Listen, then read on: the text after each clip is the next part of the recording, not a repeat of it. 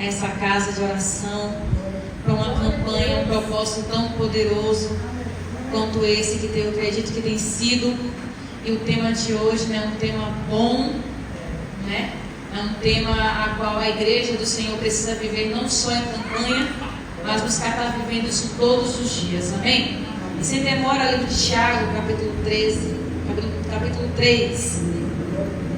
Aleluia, agradecer a Deus por mais uma oportunidade, agradecer a minha pastora Denise pelo convite, que alegria estar aqui, poder ouvir a Rebeca de pertinho, porque eu só escuto a Rebeca louvando pelo Instagram. Hoje eu estou aqui vendo de perto, louvado seja Deus, sendo ministrada de pertinho, louvado seja Deus. Livro de Tiago, capítulo 3, versículo 13, que diz o seguinte: quem dentre vós é sábio e entendido, mostre pelo bom trato as suas obras em mansidão de sabedoria. Mas se tendes amarga inveja e sentimento faccioso em vosso coração, não vos glorieis e nem mintais contra a verdade. Essa sabedoria não é a sabedoria que vem do alto, mas é terrena, animal e diabólica. Porque onde há inveja e espírito faccioso, aí há perturbação e toda obra perversa.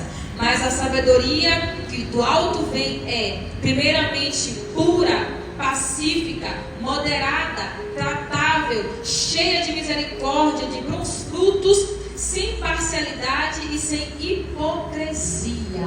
Amém? Pode sentar em nome de Jesus.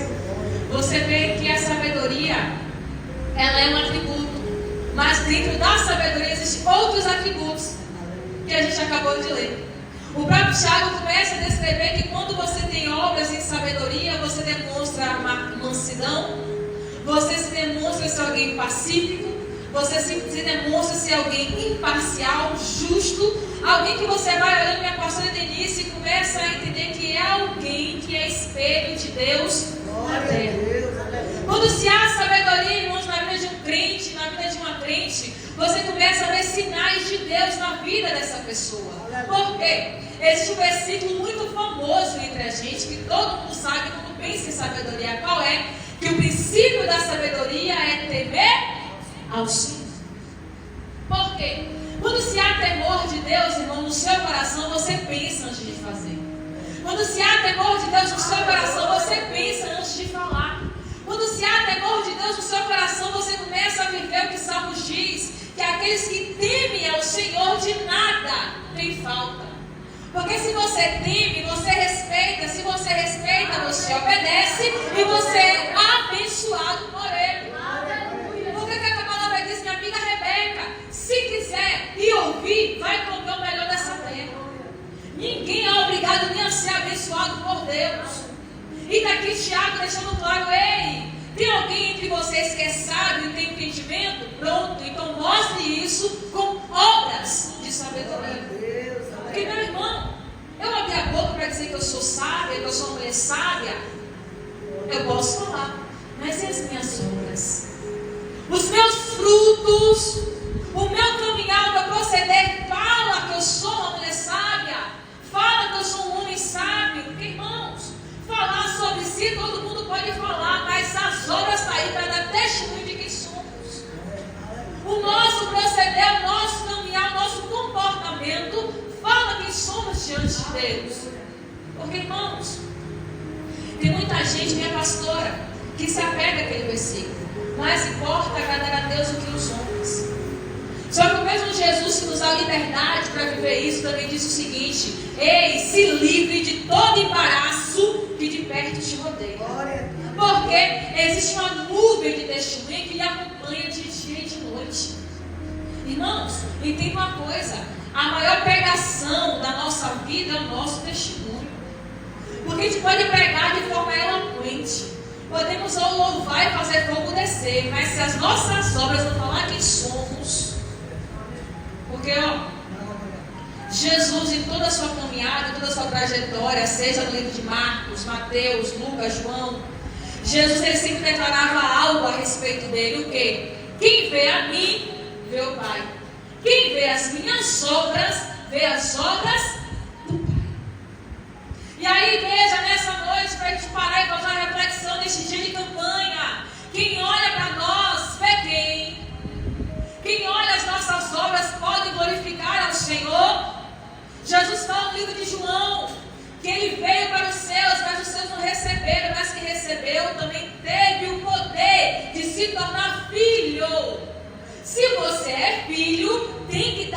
sinais de quem é o seu pai.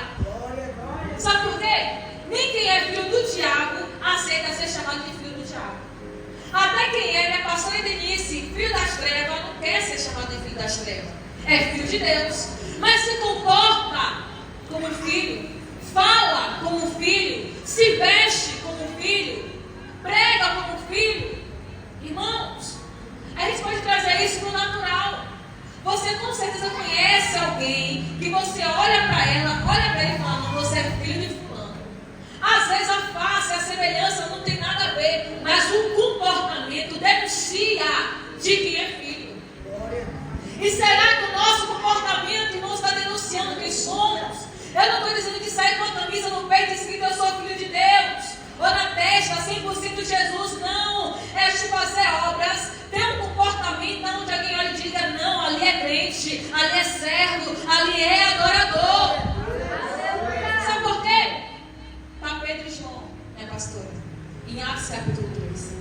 Tinha um paralítico que era posto todo dia na porta, no templo Formosa. E a Bíblia diz que todos os dias se colocava aquele paralítico ali. E o povo entrava e o povo saía. O povo entrava e o povo saía da igreja, o paralítico na porta. Só que teve um dia, meu irmão, que se levanta Pedro e João indo juntos orar. Nesse mesmo tempo. Só olha que coisa bacana. Quando eles chegam perto do paralítico e Pedro observa aquela cena, Pedro se aproxima do paralítico e fala, ei, olha para nós. E a gente, pregador, tem uma mania de dizer, ai, não olha para mim que eu não tenho nada a lhe oferecer. Irmãos, uma vez que você fala que você não tem nada a oferecer, você está vazio de Deus. Por quê? Uma vez que você carrega a presença dele dentro de si, você tem sim algo a oferecer, você tem Jesus. Uma vez que você carrega a presença, você tem cura, você tem libertação, você tem salvação, você tem um caminho a oferecer e esse caminho é Jesus. E Pedro fala, ei, olha para nós, não temos prata, não temos ouro, mas o que você precisa a gente te dá, levanta e anda em nome de Jesus. Quem viu Pedro e João fazendo isso, não lembrou de quem? De Jesus. Porque quem é que curava paralítico? Jesus. Quem é que mudava a vida das pessoas? Jesus. E uma vez que Pedro era discípulo, ele tinha que mostrar de quem era discípulo de Jesus. E nós somos discípulos de quem? Somos filhos de quem? E será que as nossas obras falam que somos filhos dele? Porque Tiago vai dizendo, quem dentre vós é sábio e entendido? Mostra com obra. Você tem sabedoria? Mostre com obra. Tem entendimento? Mostre com obra. Sabe por quê, irmãos? Nós estamos entrando numa era, minha amiga Rebeca, que te vi uma campanha como essa, minha pastora, e o intuito é só vir aqui receber. É só vir aqui obter alguma coisa. Porque é muito lindo quando a senhora vem aqui orar e fala, igreja, levanta a mão para receber. Mas e se nessa noite Jesus chegar aqui e dizer, ei, levanta a mão para me dar, você tem o que para dar? Se Jesus chegar aqui nessa noite e dizer, ei, estenda a mão, que quem quer receber sou eu, você tem o que para dar? Porque, João capítulo 15, eu me chamei, eu vos nomeei para que vá e dê fruto. E esse fruto permaneça. E dessa forma, glorifiquem a Deus que está no céu. Jesus nos chamou, irmão, para dar. Por que foi que ele falou? Se de graça você recebeu, de graça você tem que dar. Só que a gente, como igreja, como servo, só vem receber. E não tem nada a dar. Nada a oferecer a ninguém, nem a gente mesmo. Porque a gente está tão apegado, minha pastora, a coisas tão fúteis, terrenas. E esquece que a nossa vida não é aqui. O nosso coração não tem que estar aqui. Tiago disse, uma vez que a nossa sabedoria é da terra, é maligna e diabólica. Mas quando você tem um coração voltado para o céu, a sabedoria que vem do alto vem da mão de Deus.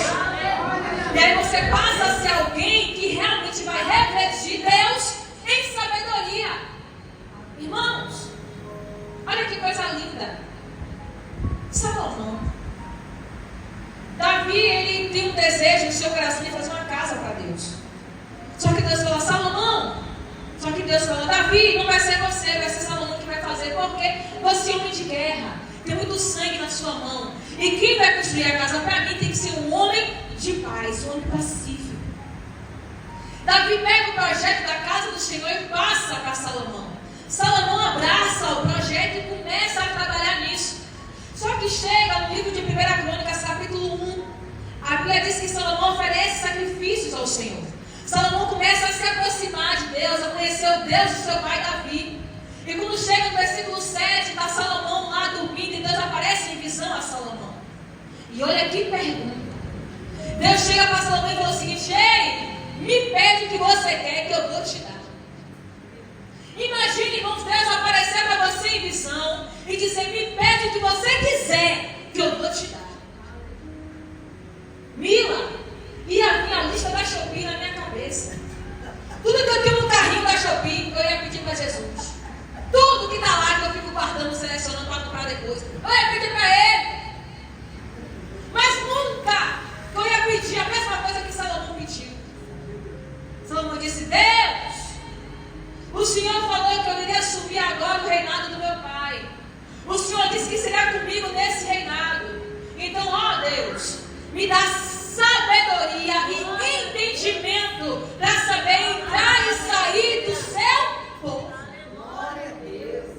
Minha pastora, eu fico imaginando, sabe o que? Deus arregalando um olho, me abrindo um sorriso para Salomão e dizendo: Salomão, aleluia, Jesus, você podia me pedir qualquer coisa, riqueza, mulher, fama, vitória, eu até te daria. Mas porque você pediu sabedoria, eu vou dar sabedoria e vou dar até o que você não pediu. Porque o pedido de Salomão, irmão, foi de acordo com a vontade de Deus. Que o quê? Que o homem, que a mulher seja seu. Irmãos, a palavra vai dizer o seguinte: vocês pedem e não recebem, porque pedem mal, porque é para gastar nos seus próprios deleites. Aí você pega e pensa: então, Aline, como é que eu posso para pedir certo? É só ler a palavra.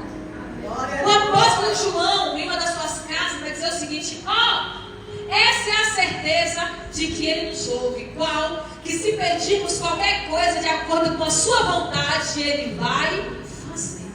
E como é que eu descubro, irmãos, a vontade de Deus? É lendo a palavra. Como eu me torno uma pessoa sábia? Lendo a palavra. Uma pessoa entendida é lendo a palavra. Por isso, irmão, que tem crente aí pregando besteira, vivendo besteiras, tendo derrota, porque não vive mais a palavra. Porque vai num culto de poder e sabe que vai descer alguém machando para revelar. Vai num culto de unção e sabe que vai ter alguém lá para revelar alguma coisa. E por conta disso, a igreja não quer mais gastar tempo lendo a palavra do Senhor. Porque, irmãos, uma vez eu li uma frase e achei ela magnífica. O autor dizia assim: eu fui ler a Bíblia para achar erros nela, mas lendo ela achei erros em mim. Porque a palavra do Senhor, irmãos, não é para se emocionar e dar risada, é para mudar a nossa vida. Porque Deus disse o seguinte: que a palavra dele é viva e eficaz. Então, uma vez que você tem um encontro com a palavra de Deus, você tem um encontro com o próprio Deus e é mudado por ele. Porque o João diz que no princípio era o verbo era Deus e o verbo estava com Deus. E depois o verbo se fez carne e habitou entre nós. E hoje esse verbo está em espírito. Porque a letra mata, mas o espírito igreja, não existe outro caminho para se obter sabedoria se não for dentro da palavra do Senhor. Não tem outro caminho para se ter vitória se não for de acordo com a palavra de Deus. Porque, Salomão recebeu a sabedoria que pediu, mas ele começou a se afastar de Deus e fez um bocado de besteira. No final da vida, Rebeca, Salomão começou a escorregar porque deixou de andar com Deus para andar com o tolo.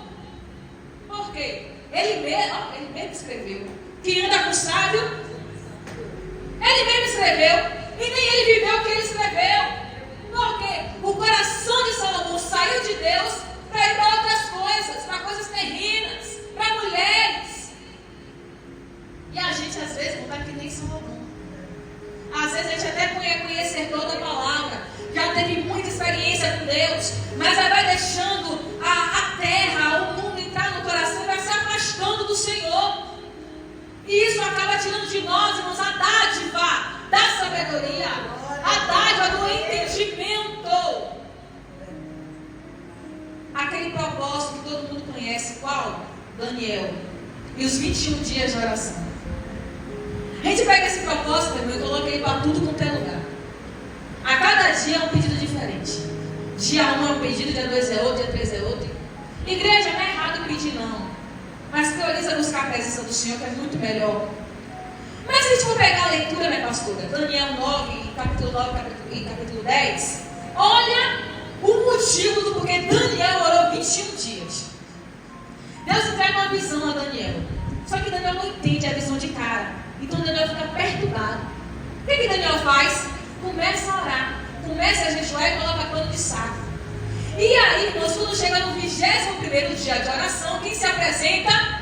O menino Gabriel. Vai dizer: Daniel, homem muito amado e desejado pelo Senhor. Desde o primeiro dia, Deus ouviu a sua oração. Mas só que, o príncipe da Pérsia me segurou. Mas Deus mandou quem? Miguel. Para quê? Para pelejar. E eu cheguei aqui com resposta. Por que, Daniel? Porque Deus viu que você aplicou o seu coração para buscar entendimento das coisas de Deus. Daniel, minha pastora, orou e jejuou, colocou pano de saco, se humilhou, só para ter conhecimento das coisas de Deus. O propósito de Daniel foi só isso. A gente bota, né? Vai ter casa, vai ter carro, vai ter isso, vai ter aquilo. Mas Daniel só queria entender as coisas de Deus. E aí Jesus, anos depois, repete: ei, busca primeiro o meu reino e a minha justiça, que o que você precisa, eu vou acrescentar. Irmãos, quem mais sabe o que você precisa é Deus. Quem mais conhece a sua necessidade é Deus. Prova disso, Pai Nosso. O que ele ensina no Pai Nosso? Dá em nós o pão de cada dia. Isso quer dizer que ele sabe que hoje você precisa, amanhã você precisa, depois vai precisar de novo e ele vai mandar providência. Mas a nossa prioridade tem que ser buscar as coisas de Deus. Irmãos, para a gente fugir do engano, fugir de uma queda, fugir do pecado, tem que buscar as coisas de Deus. Tem que estar entranhado com a palavra do Senhor. Olha o que o salmista disse lá no Salmo 68. Deus, une meu coração ao temor do teu nome. Para quê? Para que eu consiga andar reto. Irmãos, não tem onde correr. Uma vez que você adquire temor por intermédio da palavra, você alcança um coração sábio diante do Senhor. E a Bíblia diz, irmãos, que uma pessoa sábia se torna uma pessoa espiritual. E quem é espiritual não é discernido por ninguém, mas discerne tudo muito bem. O que isso quer dizer? Que quando você se torna alguém sábio diante de Deus, você não é pego de surpresa por nada. Porque o próprio Deus te avisa antes de acontecer. Por quê? Ele deixa bem claro: farei eu alguma coisa sem falar aos meus servos e aos meus profetas? Não vai. Por isso que tem muita gente hoje aí se não pega de surpresa pelo desemprego, pela doença, pelo problema, porque está longe da voz de Deus. Deus não disse, Deus não avisou, Deus não falou. Deus fala o tempo inteiro. A gente está distraído demais e não ouve mais a voz de Deus. Aí como desculpa, porque Deus está em silêncio, porque está trabalhando. Não, somos nós que não entendemos mais a voz de Deus. Irmãos, quem tem amigo íntimo aqui sabe. Você fala com seu amigo todo dia. Você fala com sua esposa todo dia. Com o marido todo dia. Por que não dá para falar todo dia? Como é que Deus está calado? Como é que Deus... Não existe. Existe, sabe o que? Uma igreja fria e distante de Deus. Porque, quando Deus fica em silêncio na nossa vida, meu, tem uma coisa errada. Isaías disse: o que faz separação entre o homem e Deus são os nossos pecados. Abraão foi conhecido como um amigo de Deus. Alguém que Deus falava face a face. Só que Deus não ficou em silêncio com Abraão 13 anos. Por quê? Ele disse: Abraão, vou te dar um filho, vai nascer das suas entranhas. Só que ele é envolvido pela emoção de Sara. Ele faz o quê? Coloca H na história. Nasce Ismael. Do dia que Ismael nasceu, até fazer 13 anos, Deus não deu um pio para Abraão. Por quê? Abraão saiu do propósito. Depois de 13 anos, Ismael faz, aí Deus se apresenta a Abraão e fala assim: Abraão, eu sou Deus Todo-Poderoso. Anda na minha presença e seja perfeito. Abraão, de cabelo branco, tomando um puxão de orelha de Deus. Abraão, anda na minha presença e faça o que eu mando. Abraão, anda na minha presença e viva o meu propósito. Irmãos, esqueça isso. De que o céu está em silêncio. Não, esqueça isso. Até porque minha pastora Denise, uma hora dessa, sabe o que está tendo no céu? Festa. Anjos, serafins e querubins dizendo que ele é santo e que ele é santo. Como é que o céu fica em silêncio, irmão? Se de nós tem um coral exaltando e louvando o nome dele. Somos nós que saímos do propósito. Somos nós que corrompemos o nosso coração. Somos nós que se afasta da palavra. Somos nós que buscamos os nossos próprios interesses e esquece o interesse de Deus. Igreja, Deus levantou esse propósito hoje para nos voltar a dar um coração entendido e sábio. Um coração que saiba contar os dias. Um coração que saiba discernir os dias. Um coração que saiba, assim como Salomão, que discerniu a voz de Deus e fez um pedido que agradou o coração de Deus. Irmãos, dá para ter uma vida que agrada a Deus. Dá para ter uma vida santa. Dá para Jesus mostrou isso, que dá para ter. Assim, mas isso será Jesus também, você serve a quem? Mas é porque sim, você está servindo a quem? Você carrega a presença de quem? Você está aqui adorando a quem nessa noite? Então dá-se. A gente que bota desculpa demais para poder justificar os nossos erros. Mas dá para ter uma vida santa, uma vida reta. Jó aí. Satanás. Observaste que eu servo Jó? Reto, íntegro, temente, e ainda se desvia do mal. Tá, irmãos? E depois o próprio Jó ainda declara que mais do que o ouro e a prata é você ter sabedoria. Nenhuma riqueza neste mundo equivale a um coração cheio de sabedoria diante do Senhor. Porque o próprio Salomão vai dizer que a mulher sábia, ela edifica. Daí você leva para qualquer área da sua vida. Que quando você é alguém sábio, você não destrói, você edifica. Você levanta, você une, você aviva o lugar. Quando você está dotado em sabedoria do Senhor. Irmãos, dá para ter. Dá para fazer. Dá para ser. Dá para alcançar. Dá porque nós já temos a vantagem, Rebeca. Nós carregamos a presença dele dentro de nós. E essa presença nos capacita a ser sábios diante de Deus. Então, qual a nossa tarefa? Buscar a presença dele todos os dias. Do mesmo jeito que a gente levanta para ir trabalhar, levanta para bater perna, mesma coisa, todo dia levantar para buscar a presença do Senhor. Porque foi isso que Paulo disse: ei, enchei-vos do Espírito Santo. Porque a gente sabe que o dia a dia desgasta, o dia a dia estresse, é pecado, é coisa que a gente tem que fazer. Por isso que Paulo disse: ei, é para se encher todos os dias. Do que? Da presença do Eterno. A gente conseguirmos vencer a briga. Porque não dá para vencer o diabo, irmão, sem a presença. Não dá para vencer o diabo sem palavra. Jesus ensinou isso. Quando ele é levado, Rebeca, para ser tentado no deserto por Satanás, Jesus não vence Satanás com rajada de língua, rodando, dando campoeira. Não! Ele vence Satanás da escrita. Por 3 vezes, diabo, está escrito. E você tem que entender que a sua arma contra Satanás, irmãos, é a palavra do Senhor. E com a palavra você se torna alguém.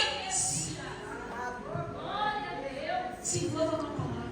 Se encha da palavra. Mas eu não entendo nada. Peça a ele que ele é professor. Se tem uma coisa que Jesus é bacharel, é ensinar. Por quê? Você acompanha a vida de Jesus, Rebeca, eu fico apaixonada. Jesus curava, libertava. libertava, e soltava os cativos, e fazia a reboliço onde passava. Só que um dos pilares mais importantes do ministério de Jesus era ensinar. A Bíblia diz que ele percorria toda a Galileia ensinando. Jesus chega no sábado, minha pastora, e vai ensinar.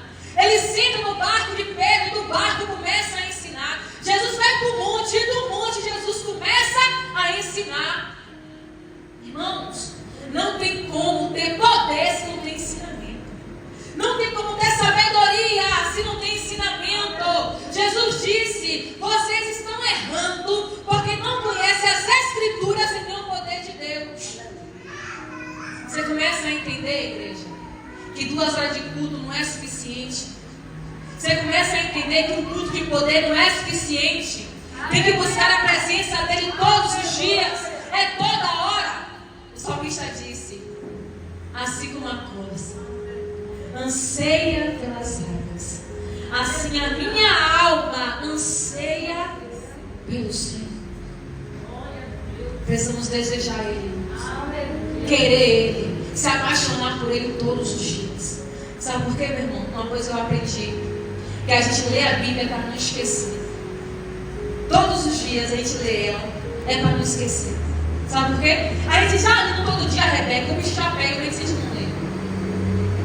Irmãos, quer ter um coração sábio? Se envolva com a palavra. Quer ter um coração entendido? Se envolva com a palavra. Porque isso automaticamente vai refletir nas suas obras. E as suas obras vão glorificar o seu Pai que está no céu. Porque lembre disso.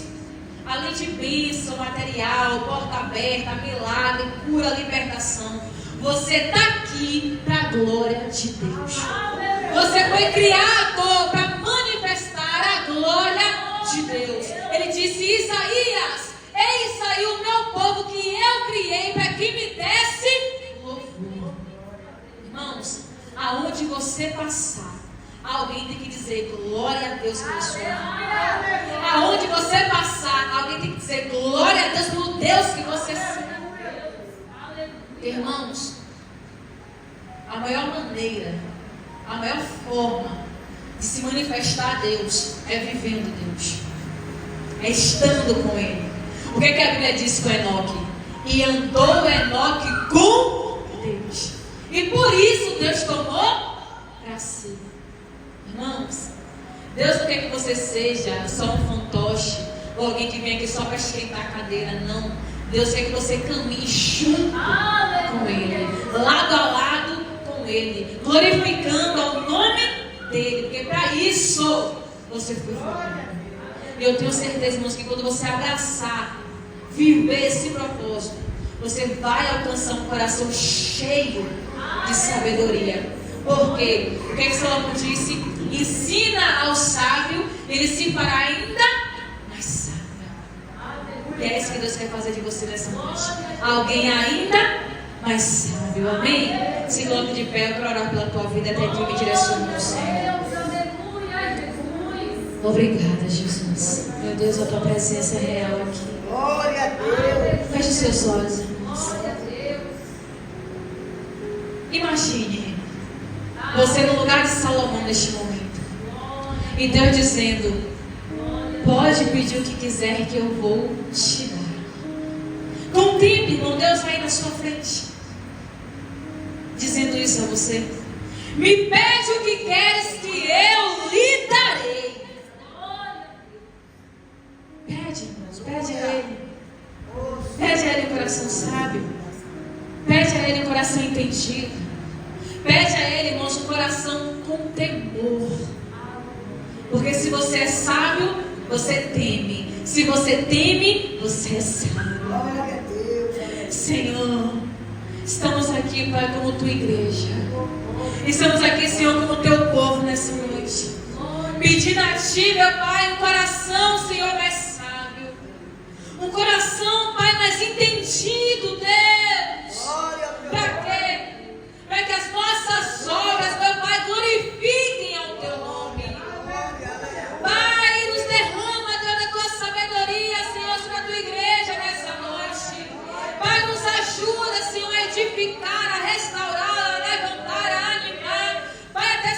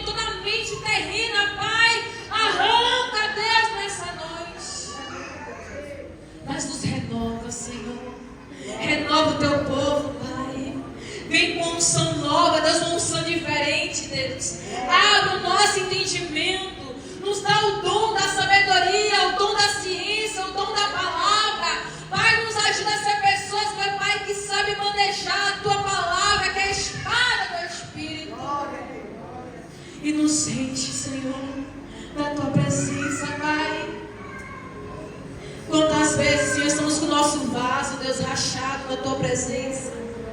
Com o nosso vaso, Deus, quebrado, Pai, com o nosso vaso furado, Jesus.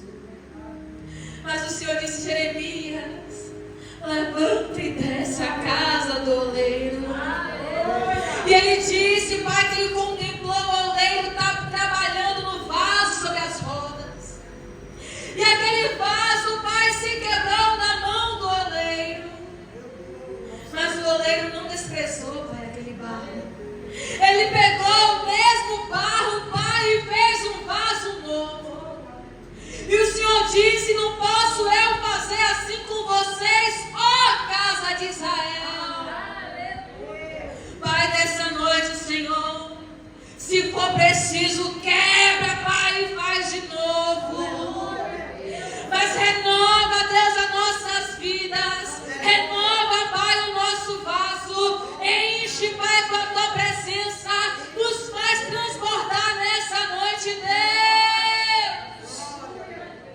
Precisamos de ti, Senhor. Precisamos da tua presença, Pai. O Senhor disse, e a gente confirma, sem ti nada podemos fazer. Sem ti não somos nada, Jesus.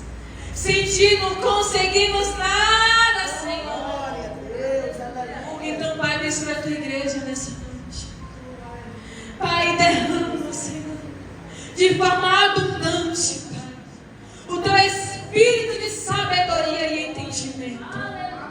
Para que possamos alcançar, Deus, um coração perfeito diante do Senhor. Porque o Senhor disse, seja perfeito como vosso Pai também é perfeito. Se o Senhor disse, Deus, é porque o Senhor acredita na nossa capacidade de viver a tua palavra. Então nos ajuda, Senhor. E que possamos sair desse propósito ainda mais fortes, ainda mais firmes e ainda mais compromissados, Pai, com a tua presença. Abençoa, Pai, a tua igreja de maneira sobrenatural. Vai suprindo, Deus, as necessidades. Enviando, Pai, a providência, Deus, a cada dia. Porque, Deus, quem confia no Senhor de nada tem falta. Então envia, Senhor, corvos para alimentar, Deus, a tua igreja. Envia o pão, envia a água, Pai, porque ainda é grande a caminhada. Muita coisa ainda tem para ser feito neste lugar, Senhor. Então envia socorro, envia providência, envia ceifeiros, Pai, para a tua obra. Porque eu sei, Senhor, que muita coisa boa ainda está vindo por aí. Pai, muito obrigada por esse propósito. E eu tenho certeza que o Senhor não vai despedir o teu povo de mão vazia. É o que eu te peço, Senhor, e te louvo. E quem vai sair em posse de vitória, exalta, aplauda, glorifique o nome dele. E assim eu quero agradecer a minha oportunidade, irmão.